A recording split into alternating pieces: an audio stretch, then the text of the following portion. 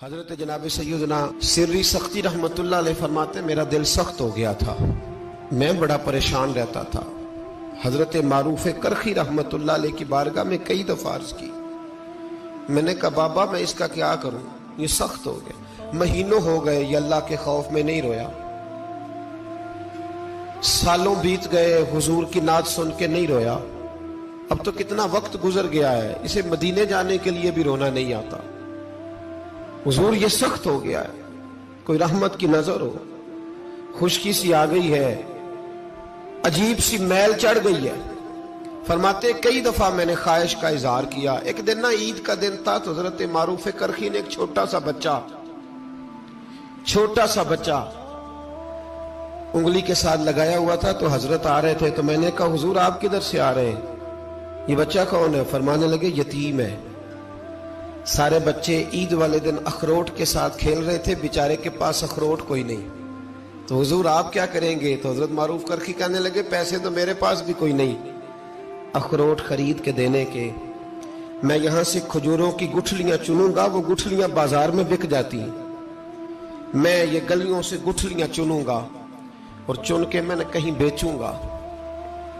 اور جب میں انہیں بیچوں گا تو پھر یتیم کے لیے 2-4 اخروٹ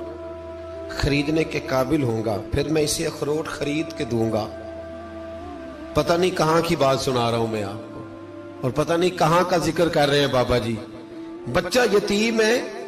بچے اخروٹ سے کھیل رہے تھے، اس کے پاس اخروٹ کوئی نہیں۔ بابا آج کا پیر تو معرفت کی بات کرتا ہے، تو یتیم کے لیے گٹھلیاں چننے چلا ہے۔ آج کا پیر تو کہتا ہے میں اے سی والے کمرے میں بیٹھ کے تمہیں بڑا عرش کے اعلیٰ کی بات بتاؤں گا، یتیم کے لیے گٹھلیاں چننا، مدرسے کے طلباء کی نوکری کرنا، یتیموں کا، غریبوں کا، ان مجبوروں کا خیال کرنا، یہ تو رواج ہی نہیں ہے آج کا۔ بابا تو کیا کہانی سنا رہا ہے؟ تو حضرت معروف کرخی کہنے لگے گٹھلیاں چنوں گا، پھر انہیں بیچوں گا، پھر جب کچھ پیسے ملیں گے نا تو میں اسے اخروٹ خرید کے دوں گا، اور فرمانے لگے جب یہ اخروٹ سے کھیل کر ہنسے گا نا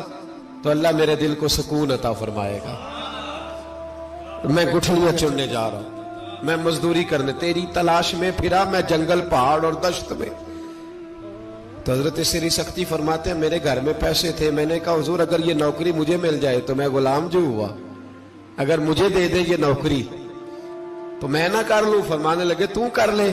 فرماتے میں اس یتیم کو پہلے گھر لے گیا، وہاں سے میں نے پیسے لیے، پھر بازار لے گیا، کپڑے خریدے، اس کے لیے ٹوپی خریدی، پھر میں نے اسے 2 کھجوریں کھلائیں، پھر اخروٹ خرید کے دیے۔ حضرت سیدنا معروف کرخی کہتے ہیں اس کو میں نے چیزیں دے کے نا، وہ بچہ تھا، بچے ہی ہوتے ہیں، میں نے جب اسے اخروٹ دیے تو وہ دوڑنے لگا، میں بھی ہلکا ہلکا پیچھے چلنے لگا۔ فرماتے ہیں وہ جا کے بچوں کے گروہ میں مل گیا، وہاں درجنوں 20 بچے کھیل رہے تھے، وہ مل گیا، وہ کھیلتا رہا۔ آپ فرماتے ہیں لوگوں اس دن میرے رب نے میرے دل کو اپنے قرب کی لذت بھی عطا کی، اور میرا دل تھا میرے سینے پر ساری رات، تھا میرے سینے میں میرا دل، پر ساری رات میرے نبی کے قدموں کا طواف کرتا رہا ہے۔ اب نہ لگ گیا ہے، پاک ہوئے تے پاک بھی ملدا ہے، اے بنا پاکوں پاک نہیں ملدا۔ سادے وجود نو تون دے نالوں اکو تولا ٹکڑا دل دا، دل لگا کے، دل لگ جائے تو پھر وہ لگ جاتا ہے۔ آپ یقین کریں لگتا ہے تو مزہ دیتا ہے، اور جب تک لگتا نہیں پھر کوئی بھی کیف سرور حاصل۔ امام زین العابدین رضی اللہ تعالیٰ عنہ مولا علی شیر خدا کے پوتے، امام حسین کے صاحبزادے،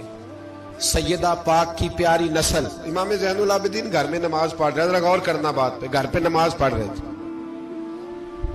گھر میں آگ لگ گئی۔ جب آگ لگی ہے تو پھر شور بھی ہوتا ہے، کچھ لوگوں نے شور مچایا، آگ آگ آگ، دور دراز سے لوگ دوڑے، آپ کا ایک چھوٹا بچہ بھی پاس سویا ہوا ہے، آگ لگ گئی، شور ہو رہا، دور دراز سے لوگ پانی لے کے دوڑ رہے ہیں، آگ بجھائی جا رہی، امام صاحب نماز پڑھ رہے ہیں، حکم ہے کہ ایسی ایمرجنسی دیکھو تو نماز توڑ دو، پر اس کے لیے جو دیکھے ہی نہ، جسے سوجے ہی نہ ہو کیا رہا۔ امام زین العابدین پڑھتے رہے، نماز مکمل ہوئی تو آپ کی زوجہ کہنے لگی اللہ آپ پہ رحم کرے، گھر میں آگ لگ گئی تھی، سارا محلہ، سارا گاؤں، سارا شہر ٹوٹ پڑا، بچہ سویا ہوا تھا، آپ نے توجہ ہی نہیں کی۔ تو آپ فرمانے لگے ہلکی سی بن بناہٹ ہوئی تھی میرے کانوں میں، پر میں اللہ کی نماز پڑھ رہا تھا،